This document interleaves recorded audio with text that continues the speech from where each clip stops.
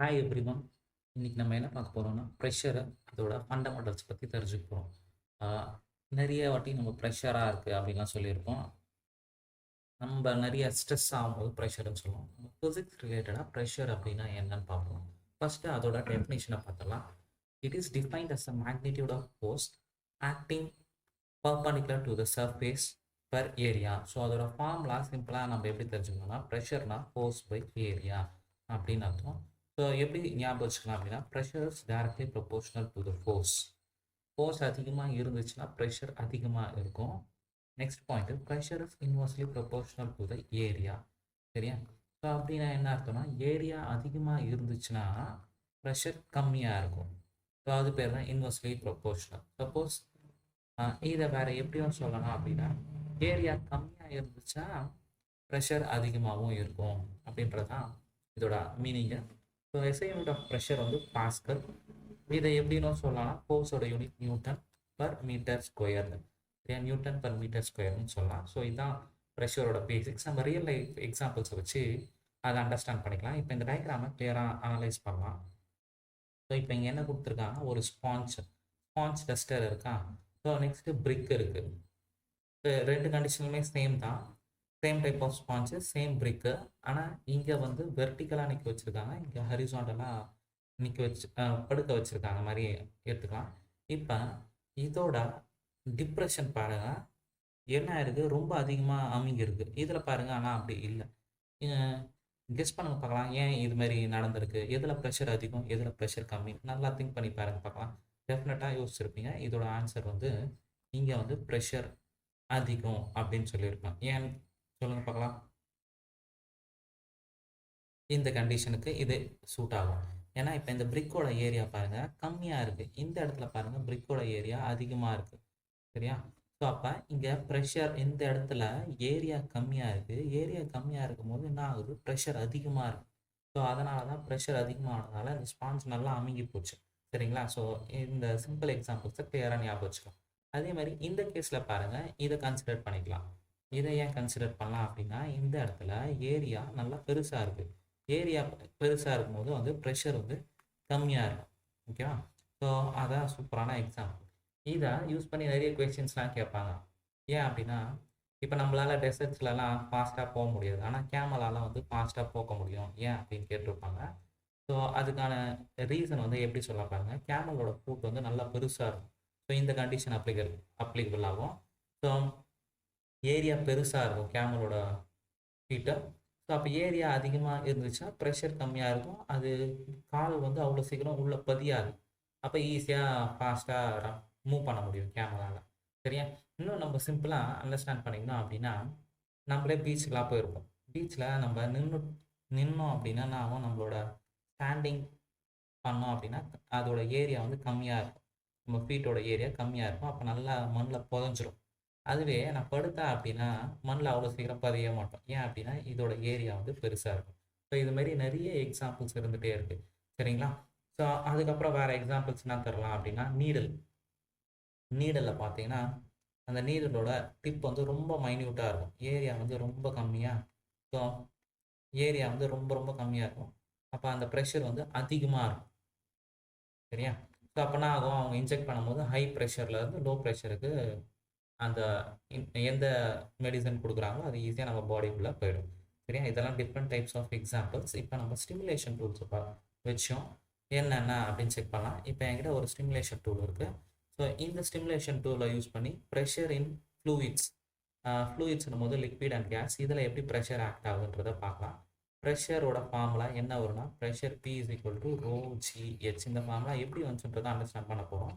So pressure equal to rho GH. ரோன்றது density. So rho for டென்சிட்டின்னு அர்த்தம், G for கிராவிட்டின்னு அர்த்தம், ஹெச் ஃபார் ஹைட்டுன்னு அர்த்தம். சரியா? ஸோ இதெல்லாம் நம்ம கிளியராக அண்டர்ஸ்டாண்ட் பண்ணலாம். இப்போ இங்கே என்ன கொடுத்துருக்காங்க, என்ன ஸ்டிமுலேஷன் டூல் இது அப்படின்னு பார்த்தோன்னா, ஒரு வாட்டர் பக்கெட் மாதிரி இருக்குது. ஸோ வாட்டர் டேங்க் மாதிரி அசியூம் பண்ணிக்கலாம். இதை வந்து எர்த் சர்ஃபேஸில் புதைச்சி வச்சுருக்காங்க.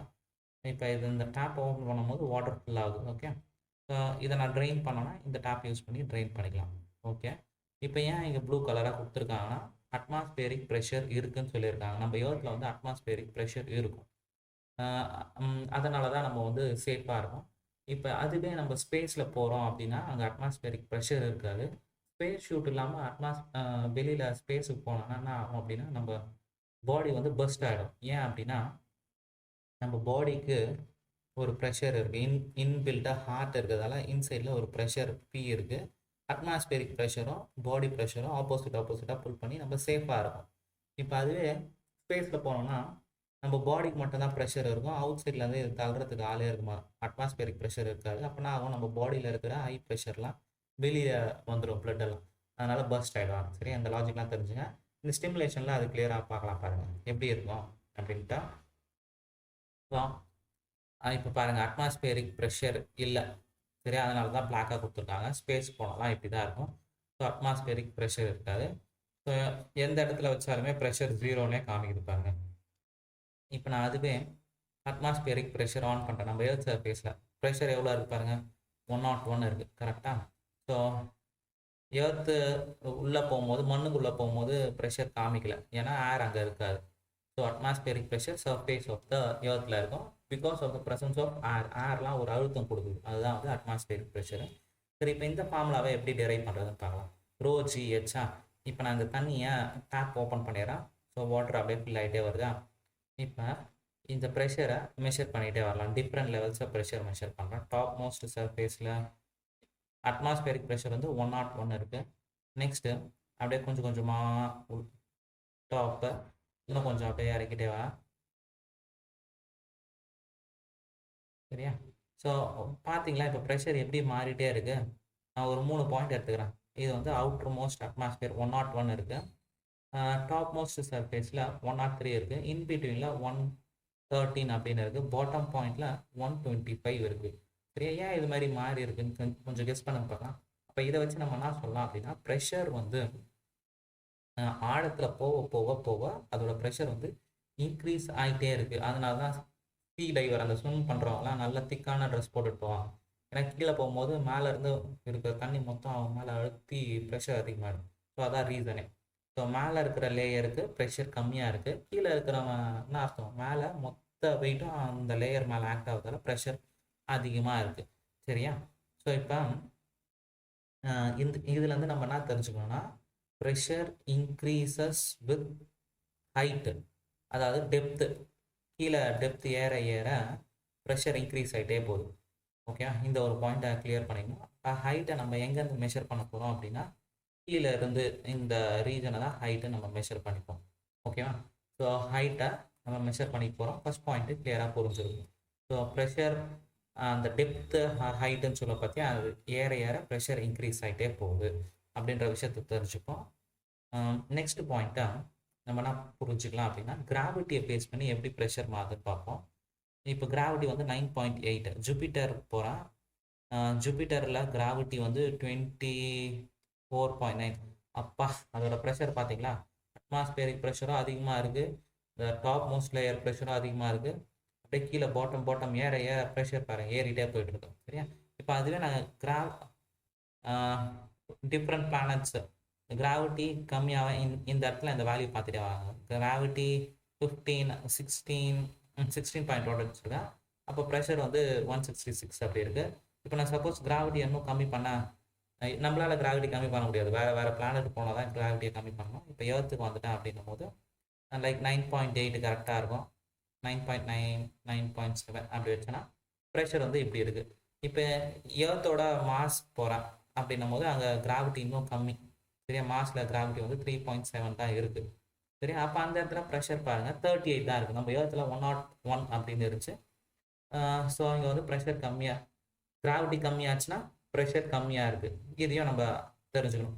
So first point, pressure is directly proportional to the height. Pressure second வந்து pressure is directly proportional to the gravity. Next density. So டென்சிட்டியை பொறுத்து எப்படி ப்ரெஷர் மாறும் அப்படின்றத தெரிஞ்சுக்கலாம். இப்போ டென்சிட்டி அப்படின்னும் போது என்ன இருக்குன்னா, மாஸ் பை வால்யூம். சரியா? டென்சிட்டின்னும் போது மாஸ் பை வால்யூம். எப்படி நீ அண்டர்ஸ்டாண்ட் பண்ணிக்கலாம்னா, என்கிட்ட 2 வாட்டர் பாட்டில் இருக்குது.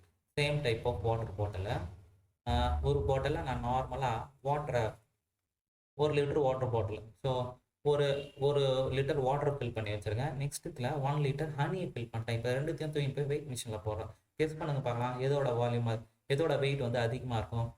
இது ரெண்டுத்தையுமே வால்யூம் சேம் தான். Volume V1 is equal to V2 same தான். ஆனால் எதில் நான் ஹனி ஊற்றி வச்சுருக்கணும் அதோட வெயிட்டை கண்டிப்பாக அதிகமாக காமிக்கும். ஏன் அப்படின்னு யோசிச்சு பாருங்க பார்க்கலாம். ஏன்னா ஹனி வந்து டைட்டாக பேக் ஆகிருக்கும், நம்பர் ஆஃப் மாலிகூல்ஸ் வந்து அதிகமாக இருக்கும். ஸோ அதை தான் நம்ம டென்சிட்டி சொல்கிறோம். டென்சிட்டினா மாஸ் பை வால்யூம். சரியா? இப்போ டென்சிட்டிக்கும் ப்ரெஷருக்கும் என்ன ரிலேஷன் செக் பண்ணலாம். இப்போ நான் டென்சிட்டிக்கும் ப்ரெஷருக்கும் ரிலேஷன் மாற்ற போகிறேன். இப்போ நான் எர்த் சர்ஃபேஸ் வச்சுக்கிறேன், ஏன்னா நம்ம எர்த்தில் தானே இருக்கோம். 9.8 வச்சுட்டேன். அட்மாஸ்பியரிக் ப்ரெஷர் 101 இருக்குது. டாப் மோஸ்ட் லேயர் 103 இருக்குது. இன்பிட்வீனில் 112, 124. இப்போ இந்த லிக்விடோட டென்சிட்டியை நான் கிராஜுவலாக இன்க்ரீஸ் பண்ணுறேன். அப்படியே பார்த்துட்டு வாங்க பார்க்கலாம். டென்சிட்டியை நான் ஏற்ற இங்கே ப்ரெஷரோட வேல்யூ என்ன ஆகுதுன்னு பாருங்கள். கிளியராக பாருங்கள் பார்க்கலாம். ப்ரெஷர் ஏறிட்டே வருதா? ஆனால் அட்மாஸ்பியரிக் ப்ரெஷர் அப்படியே தான் இருக்குது. இது வந்து நான் ஆயிடுச்சு, ஏறிட்டே வந்திருக்கு. இப்போ நான் டென்சிட்டியை கம்மி பண்ண ஏதாச்சும் ஒரு வேல்யூ செக் பண்ணிகிட்டே வாங்க, அது கம்மியாகிட்டே வருது பாருங்கள். இன்னும் நான் டென்சிட்டி வாட்டரோட கேஸ்லைன் வச்சுட்டேன்னா ப்ரெஷர் வந்து கம்மியாகவே ஆகிடும். சரியா? ஸோ இதுதான் அண்டர்ஸ்டாண்டிங். ஸோ அப்போ இதுவுமே என்ன அர்த்தம், வாட்டருக்கு 1000 இருக்கும் கரெக்டாக. 1000க்கு 103 இருக்குது. இப்போ அப்படியே நான் இன்க்ரீஸ் பண்ணேன்னா ப்ரெஷர் ஏறிட்டே வருது. ஸோ அப்போ இதுவுமே நம்ம என்ன சொல்லிக்கலாம் அப்படின்னா, pressure is directly proportional to density. So அப்போ எல்லாத்தையும் கம்பைன் பண்ணோன்னா P is equal to ρgh. So இதுதான் இதோட அண்டர்ஸ்டாண்டிங். ஸோ ப்ரெஷரோட formula ρgh, ρ for density, g for gravity, h for height. So height of the column ஏற pressure ஏறிட்டே இருக்கும். Bottom most layer increase ஆகிட்டே போயிட்டே இருக்கும். Density of the material increase ஆச்சுனாலும் ப்ரெஷர் ஏறும். கிராவிட்டி மாறிச்சினாலும் கிராவிட்டி இன்க்ரீஸ் ஆனாலும் ப்ரெஷர் இன்க்ரீஸ் ஆகும். இந்த கொஸ்டின் எப்படி கேட்கலாம் அப்படின்னா, ஒரு கொஸ்டின் சொல்கிறேன். இப்போ டேமோட ஸ்ட்ரக்சர் பார்த்தீங்கன்னா இது மாதிரி கட்டியிருப்பாங்க. நல்லா இது மாதிரி ஒய்டராக வாட்டர் இந்த சைடு தான் ஸ்டோர் பண்ணி வச்சுருப்பாங்க. மேலே வந்து கொஞ்சம் தின்னாக இருக்கும், கீழே வந்து திக்காக இருக்கும். ஏன் இது மாதிரி திக்காக இருக்குது அப்படின்னு கேட்டாங்கன்னா ஆன்சர் என்ன சொல்லுன்னு பார்க்கலாம். Pressure of the water more at the bottom. கரெக்டாக? இங்கே ப்ரெஷர் கம்மியாக தான் இருக்கும், ப்ரெஷர் வந்து லோ. இங்கே வந்து ப்ரெஷர் வந்து ஹை. சரியா? ஹை ப்ரெஷர் இங்கே. ஸோ அப்போ ஹை ப்ரெஷரை வித்ஸ்டாண்ட் பண்ணோம்னா நல்ல தடி வால் கீழே. சரியா? நல்ல திக்காக இருக்கு பாரு. இங்கே தின்னாக இருக்குது, அந்த தின்னே போதும் கம்மி ப்ரெஷரை வித்ஸ்டாண்ட் பண்ண. ஆனால் பாட்டமில் நல்ல திக்கான ஏரியா. ஸோ அங்கே வைடராக இருக்கணும் அப்படின்றத தெரிஞ்சு வச்சுங்க. ஸோ நெக்ஸ்ட்டு இப்போ வேறு நம்ம என்னென்னலாம் செக் பண்ணலாம் அப்படின்னா, இப்போ இதில் பாருங்கள், நான் டென்சிட்டி வாட்டரே வச்சுக்கிறேன்.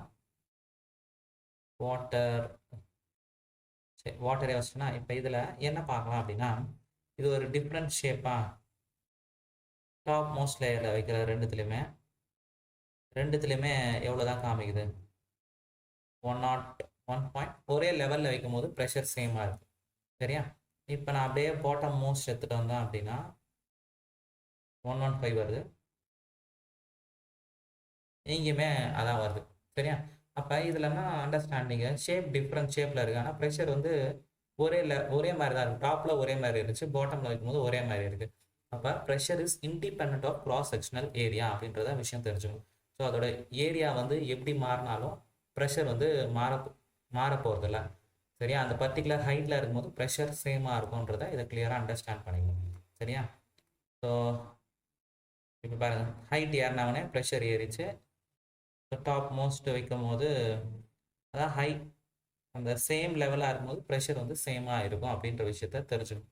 இப்போ இந்த ப்ரெஷரை நான் கம்மி பண்ணணும் அப்படின்னா என்ன பண்ணலாம், அட்மாஸ்பியர் ப்ரெஷர் 100.815 இருக்குது, ஆனால் பாட்டமில் பாருங்கள் 219 இருக்குது. இப்போ இந்த ப்ரெஷரை நான் கம்மி பண்ணணும் என்ன பண்ணலாம், சிம்பிளாக இந்த டேப்பை திறந்து விட்டோம்னா ப்ரெஷர் கம்மியாகினே வருது. மொத்தம் தனியாக போயிடுச்சுன்னா இங்கே நான் அட்மாஸ்பியரிக் ப்ரெஷர்னா இருக்கும், அதே தான் இங்கேயும் இருக்க போகுது.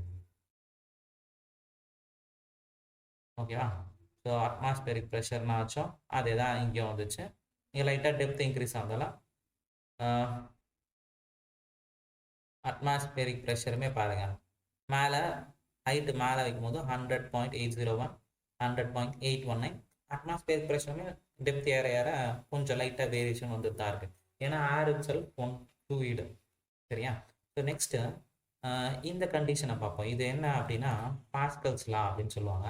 இப்போ ரெண்டுத்தோட லெவல் ஆஃப் லிக்விட் ஹைட் பாருங்கள் எப்படி இருக்குது. ஸ்கேலில் கனெக்ட் பண்ணோம்னா எப்பவுமே ஸ்ட்ரெயிட் லைனில் தான் வந்து நிற்கும். இங்கேயுமே பார்த்தோன்னா அப்படி தான் இருக்கும். சரியா? தண்ணி வந்து ஏறுச்சு அப்படின்னா 2 லெவல்லையுமே ஒரே மாதிரி தான் ஏறிட்டு வரும். ஒன்று ஃபில் ஆகிட்டு ஒன்று ஃபில் ஆகாமல் இருக்காது. ஏன்னா ஓப்பன் பாட்டம் சேமாக இருக்கல, ஒரே லெவலில் தான் ஃபில் ஆகிட்டே வரும். ஒன்று மட்டும் ஹைட்டு ஒன்று லோ அப்படிலாம் இருக்காது. சரியா? ஸோ இப்போ பாஸ்கல்ஸ் லாவை எப்படி அண்டர்ஸ்டாண்ட் பண்ணலான்னு பாருங்க. இதோட மீனிங் என்ன சொல்லியிருப்பாங்க? Pressure exerts equally in all direction. இப்போ இந்த ஆப்ஜெக்டை நான் ட்ராப் பண்ணுறேன். ட்ராப் பண்ணோன்னே என்ன ஆகுது பாரு, இந்த இடத்துல தண்ணி கொஞ்சம் உள்ளே போயிருக்கு. இந்த ப்ரெஷரால் இது ஏறி இருக்கு. இன்னொரு வெயிட்டை ஆட் பண்ணுறேன். அப்படின்னா அது பாருங்க டிஃப்ரென்ஸ் தெரியுதா? இந்த இடத்துல கம்மி அப்படியே ஃப்ளூயிட் உள்ள போகுது, இது எக்ஸ்டெண்ட் ஆகுது. இந்த லெவல் பாருங்க, இங்கேருந்து கொஞ்சம் கொஞ்சமாக ஏறி இருக்கு. ஏன்னா இது ஒய்டர் ஏரியான்றதால ஏறது கம்மியாக தான் தெரியும். சரியா? ஸோ இதை வச்சு நம்ம என்ன பண்ணலாம் அப்படின்னு பார்த்தோன்னா, ஸோ இதில் வந்து ப்ரெஷர் P1 அப்படின்னு எடுத்துக்கணும்னா F1/A1, P2 எடுத்தோன்னா F2/A2. ஸோ இங்கே இருக்கிற ப்ரெஷரும் இங்கே இருக்கிற ப்ரெஷரும் சேமாக தான் இருக்கும். சரியா? இந்த பாட்டமில் நான் வச்சேன் அப்படின்னா எவ்வளோ வேல்யூ இருக்கும், லைக் இங்கே வைக்கிறேன் 124 இருக்குன்னா இங்கேயுமே அதே வேல்யூ தான் இருக்கும். சரியா? Pressure exerts equally in all direction.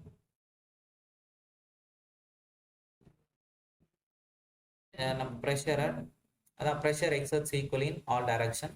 இதை வச்சு நம்ம என்ன பண்ணலாம் அப்படின்னா, சரி நான் ஏன் சரி இதெல்லாம் யூஸ் பண்ணோம் அப்படின்னு நீங்கள் கொஸ்டின் கேட்கலாம்னா, இப்போ ஜேசிபிலாம் இருக்குது பார்த்தியா, அதை ஜேசிபி ஹைட்ராலிக் ஜாக்ஸ் இதெல்லாம் இந்த லாஜிக் தான் யூஸ் பண்ண போகிறாங்க.